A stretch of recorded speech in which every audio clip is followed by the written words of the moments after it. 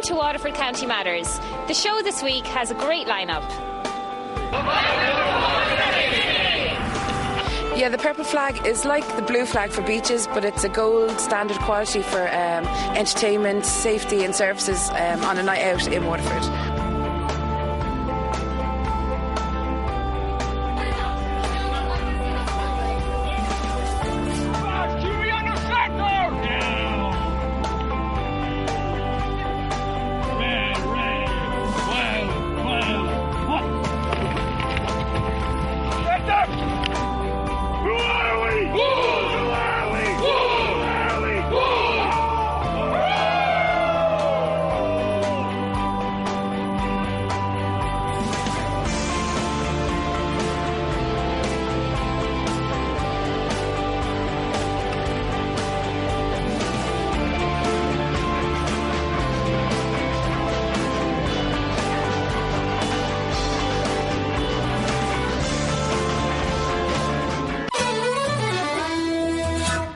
Waterford City has recently been awarded the purple flag.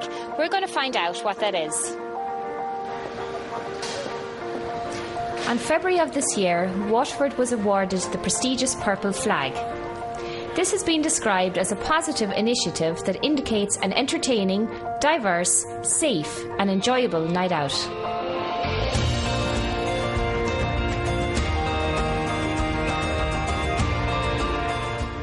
Flash, can you tell us what the purple flag is here in Waterford, what it stands for and where the whole idea came about? Purple flag is European accreditation, similar to the blue flag for beaches. Purple flag is for a safe and vibrant city. And we worked in conjunction with Waterford Business Group, Waterford Chamber, City Council, and then engaged with the Gardaí, HSE and all that. Brought a big group of people together just to tie the city together, to make sure it's vibrant, there's lots of entertainment on, it's family friendly and it's safe through the whole city centre, and to appeal to everyone from 18 to 80. And how did you decide on the route, the actual route? We'll say what pubs were involved and what businesses became part of this? Well, we basically pulled together everywhere from the west side of the city where the cinema is, across the quayside, encompassed the hotels, the pubs and nightclubs, and just made sure that the vibrant city centre was all tied in. So what benefits would it have then for the whole city? Well, we looked at the models in the UK. We had one of the head guys from the Winchester bid come over to explain about Purple Flag to us, and he said the increase in business is 3 to 4% year on year, and they've gained 12% increase in business over the last 3 years since they've got Purple Flag accreditation. He said basically, you know, everybody works as a team to make the city positive and good and vibrant and safe. It can only mean good things for the city then. Oh, absolutely. We're looking forward to, we're actually having a launch weekend this May bank holiday weekend, kicking off on the Friday night in John Roberts Square with live music, kids entertainment, there'll be mass bands, that kind of thing. It should be great fun. At the moment there's just Dublin Town and Ennis. We got our accreditation in February this year, but I know there's 5 or 6 other towns following suit.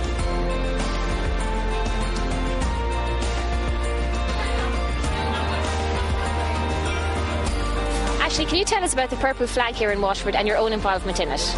Yeah, the purple flag is like the blue flag for beaches, but it's a gold standard quality for entertainment, safety and services on a night out in Waterford. I was lucky enough to be asked to be their ambassador, and so I was in the St Patrick's Day Parade and I got to wave a few flags with my friends and family, but yeah, it was a great day and it's a great privilege to represent them. And do you think it's made a difference to Waterford City? I think so. I think Waterford is a great safe place to go out in, especially in comparison to some other places. Just, you know, with the amount of bouncers you have on doors and the amount of people allowed into nightclubs and stuff like that. But not just that, but it's like, you know, the services like taxis and that afterwards. You don't have to walk 10 miles to jump in a taxi to go back home again. You know, they're kind of on your doorstep. So yeah, I think Waterford is a great safe place to go out in.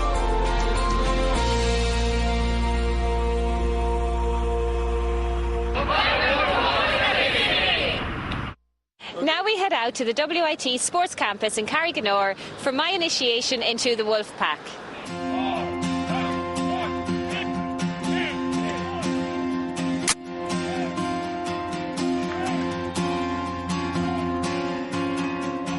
American football has landed in Ireland. Tonight, we've been invited to join the Waterford Wolves training session. Now, I head to the line of scrimmage. The Waterford Wolves are Waterford's only American football team. The Wolves began with very little, but with the dedication of a few, the Wolf Pack soon increased in numbers. To date, the Waterford Wolves now have over 30 fully kitted players, with numbers growing each week.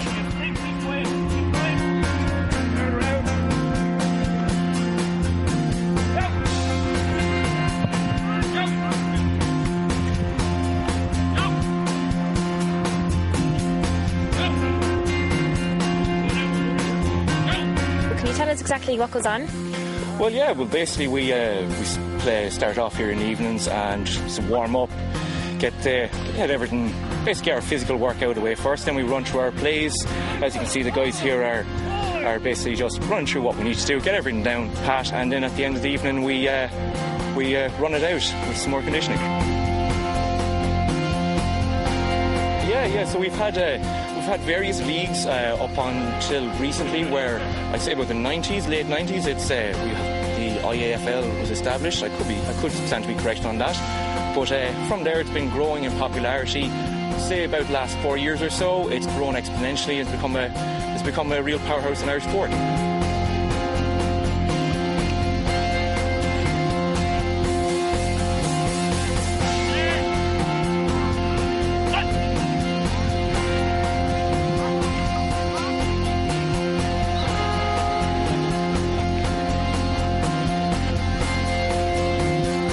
Can you tell us what brought you to Ireland all the way from Texas? From Texas. I'm a retired high school football coach and from Texas, and we're in ministry in New Ross, and we're partnered with a small church. We run a charity shop that supports the youth and the children of New Ross in the area, and also orphanages in India.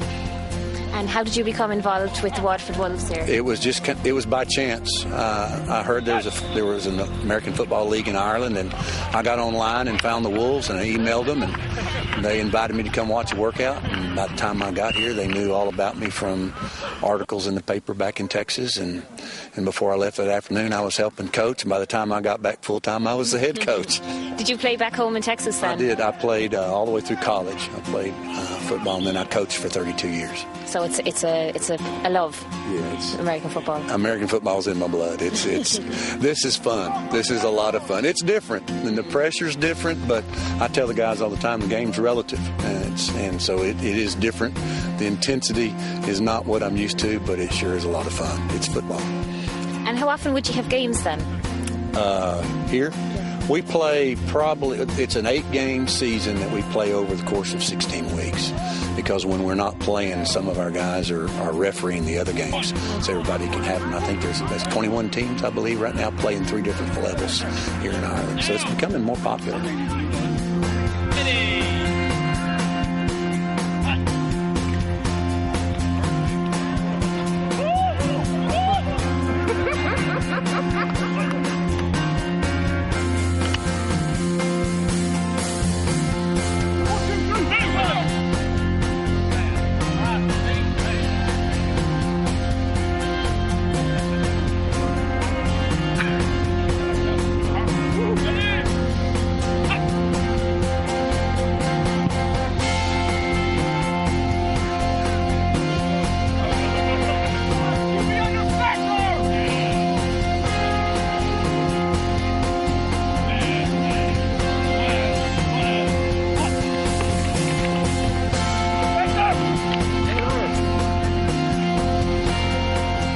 Can you tell us how you got involved with the Waterford Wolves here? A friend of mine, Owen Reinhardt, he wanted to put a team together, and he wanted a full contact team, and he kind of rang me one day and said, would I be interested in playing American football?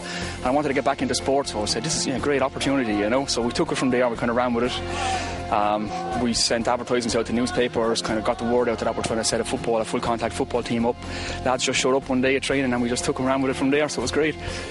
You enjoy it? Oh, I love it. It's a physical game. It's a great team sport, and the beauty of the game is that every body type, every size, tall, fat, skinny, whatever, it just has place for everybody in the team. It suits everyone. It suits everybody. That's the great thing about it, That's great. And how often do you train? We're training twice a week here in the WIT Sports Campus, and a few of us then are doing gym sessions 3-4 days a week after that. And what's your position on the team again? Middle linebacker, so I'm playing on defence. So tackling is my job, which is what I love. Yeah, it's a great sport. Again, it's a physical sport, so it's not for everybody. It's a collision sport, you know, so you have to have a mindset for it and a bit of physicality too. But other than that, it's brilliant contest. And would you always have been a fan of American football? Yeah, I have a rugby background, so that's kind of where I started. And I kind of got into American football, watching it on television and stuff, and it became more open over here, so we got it, you know. So the opportunity to play a new sport and a collision sport again was great. That's why I jumped at it, you know. Having taken part in a training session tonight that was physical, fast and fun, I would say for anyone thinking of joining a team sport to give this a go.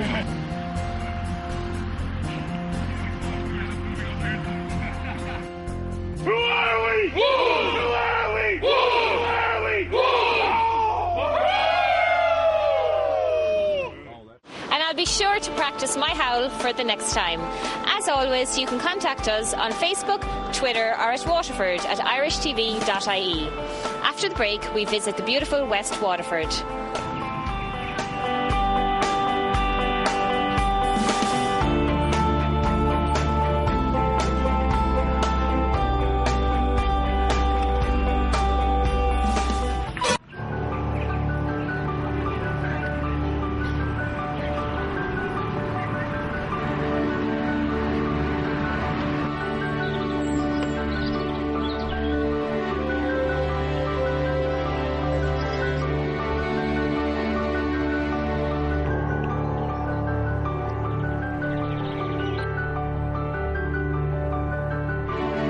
A trip to Lismore would not be complete without a visit to a traditional farmers' market. So let's take a look around.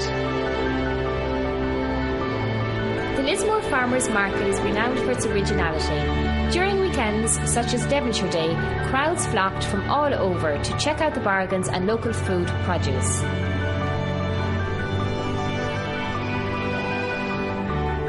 Even the little shrew made an appearance, much to the kids' amusement.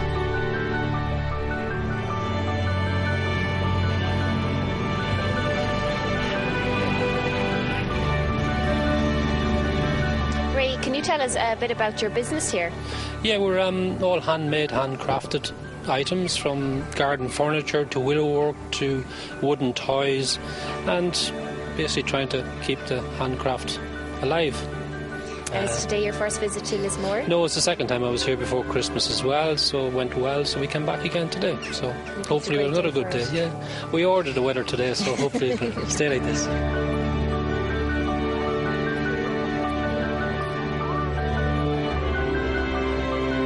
Just tell us a little bit, this is one of the little products that you make? Yes, this is a little willow bike.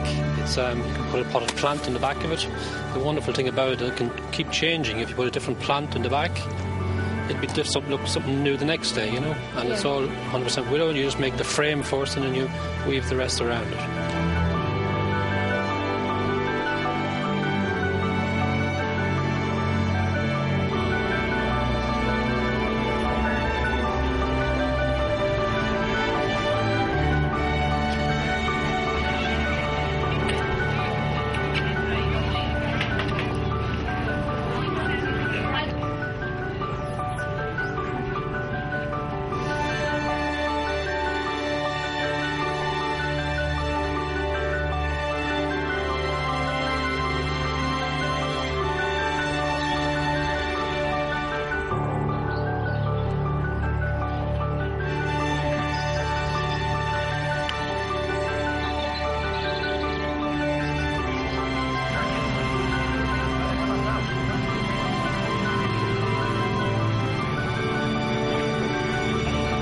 Tell us about Aurelia, your business. Aurelia Foods was myself and my wife's conception. My wife was working in the oil industry, I was in the construction. And when the Celtic tiger died, we had to do something, and Aurelia was born. We used to make cordials, chutneys, as Christmas gift for friends, you know. So when we were looking for business ideas, and then we decided then we'd go forward with it and see how it went. We were in business 15 months, and we're growing steadily. You know, it's not easy. The climate's not great, but it's getting better, and we're growing. We started off in farmers markets. We do a lot of the bigger festivals, the West Waterford Food Festival, Cork, Wexford. Then we started to move into retail outlets. At the moment we have about 12, 14 retail outlets that we service. And tell us a little bit about maybe a couple of your products. I've just tried the lemon and parsnip, something very different. Well, it's a strange one. Yeah. Round Waterford, a very popular one was the orange and carrot. It's been around Waterford for years. And I just thought to myself, I'd like to see, you know, you have lemon. What root could you put with the lemon that would complement it? We've got to the stage now that we're kind of ready to take the next step up. Yeah. So that we'll say about another 6 months we hope to be looking for a distributor, maybe to go at least partly nationwide. Maybe not full, but big plans. So we have big plans, you know. We'd like to see it grow. I mean, our products themselves, everything we do is made from whole fruit. There's no artificial colours or flavours. As you notice, everything's in glass. That's because we use heat treatment. We don't use any chemicals. So our ethos is that we supply a natural product.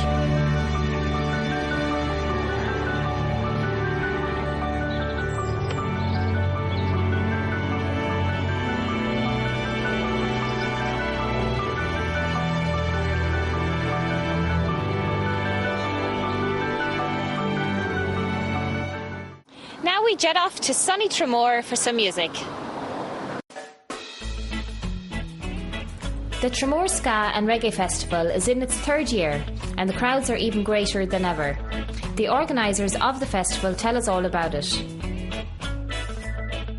We have a couple of different events running this year. So as is normal, we have our 3 headline gigs that we always do. We had a fantastic gig last night with the Selector. We launched on Friday night with the Skazoo All-Stars local boys. So we've had 2 really, really good nights. We also have a free pub trail as well, 2-tone pub trail around the town as well. So massive crowds in all the pubs over the weekend as well. It's for everything. It's a community-based event, you know. It's for the people, by the people, you know. So we kind of target our Scar market for the headline gigs and all that, but the Caribbean Carnival, which is a new edition this year, it's really aiming for a family-friendly event to get people out around the Lismore and really, you know, start getting people back in around and spend a bit of money in around the town as well, you know. We've entered our 3rd year this year and we're working on a 5-year plan.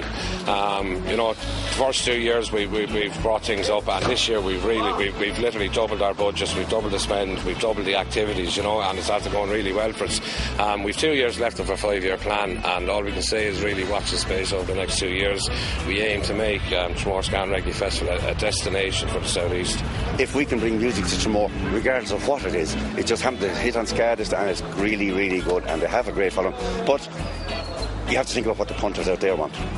And the bottom line, I suppose, is that if we stop doing it, I think it could die.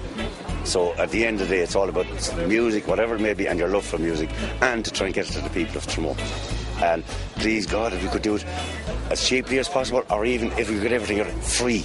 But there are always going to be overheads and all like that. So people must obviously understand that when you have big bands or whatever it may be, we have to pay big money to them. I'm a firm believer that if our own people got more behind us, I'm including everyone that, now people that are music lovers, the hotels, which are great now, they're absolutely brilliant, but the pubs, let's all get together and let's make this thing work.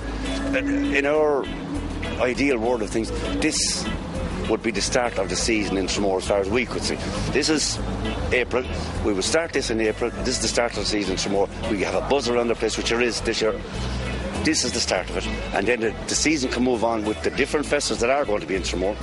Move on and on. But please God, every year we'll come around, you say, yeah, we have the Ska Festival, yeah, that's in April, great. We have whatever comes up next, you know, on. That's, you know, and that's what it's all about. We're here in Tramore today. We're out for what would be the first spin of the season for some of the drivers. It's nice to go on a short spin to knock the cobwebs out of the cars, as against going far away and maybe possibly break down on the first day out. The cars have to get used to going again after being in hibernation for the winter.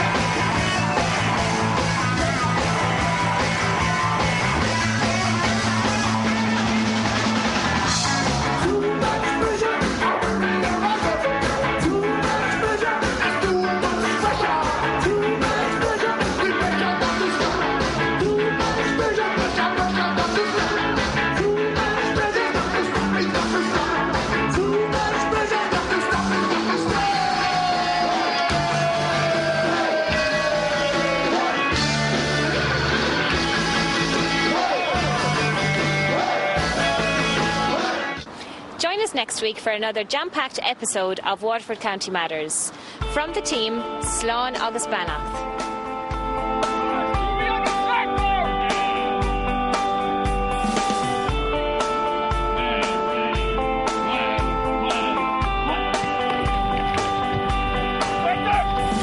Yeah, the purple flag is like the blue flag for beaches, but it's a gold standard quality for entertainment, safety and services on a night out in Waterford.